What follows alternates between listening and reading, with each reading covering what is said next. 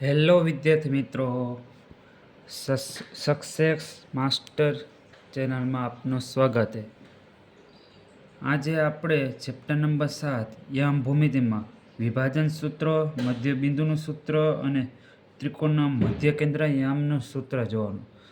અગાઉ 2 લેક્ચરમાં આપણે અંતર સૂત્ર, તેની નોંધ અને એના ગુણધર્મો જોયા. હવે આવશે વિભાજન સૂત્ર.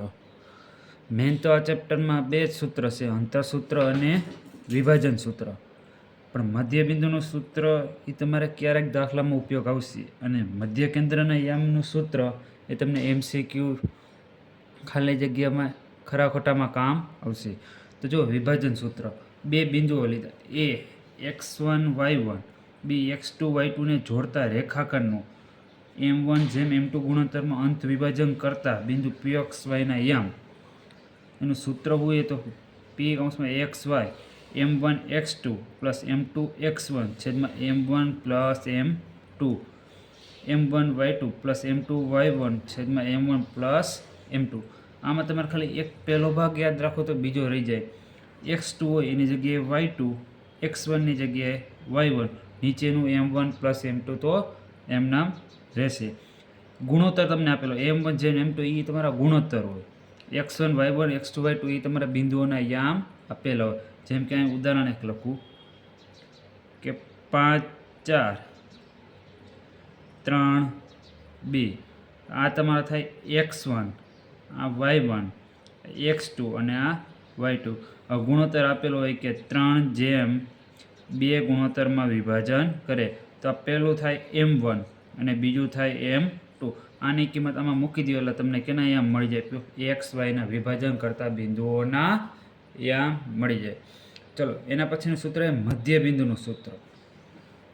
મધ્યબિંદુનું સૂત્ર એટલે રેખાખંડનું મધ્યબિંદુ રેખાખંડના 1:1 ગુણોત્તરમાં વિભાજન કરે એ બિંદુના યામ આપેલા x1 y1 અને b x2 y2 ને જોડતા રેખાખંડ મધ્યબિંદુના યામનું સૂત્ર શું થાય? તો કે x1 પ્લસ x2 ના છેદમાં 2 ઓમાં y1 પ્લસ y2 ના છેદમાં 2.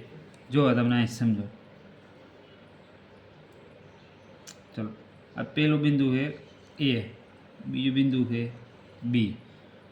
હવે અહીંયા કોઈ એક મધ્ય બિંદુ આપેલું છે C, તો આપણે બિંદુ C ના યામ મેળવવાના છે. તો ચલો, અહીંયા 5 2 અને 3 4. તો જો શું કીધું એ A અને B નો મધ્ય બિંદુના યામ મેળવવાના, એટલે C ના યામ મેળવવાના. એટલે પેલું થશે આ x1 y1, બીજું x2 y2.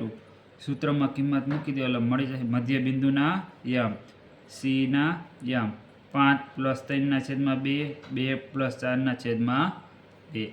સૂત્ર એ ત્રિકોણનું મધ્ય કેન્દ્રનું સૂત્ર, ત્રિકોણના મધ્ય કેન્દ્રના યામનું સૂત્ર. તો કે કૌંસમાં x1 plus x2 plus x3 ના છેદમાં 3 ઓમાં y1 plus y2 plus y3 ના છેદમાં 3.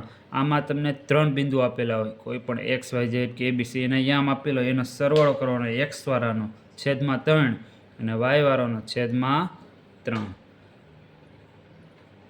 વિડીયો પસંદ આવે તો લાઇક, શેર અને સબસ્ક્રાઈબ જરૂર કરજો. Thank you.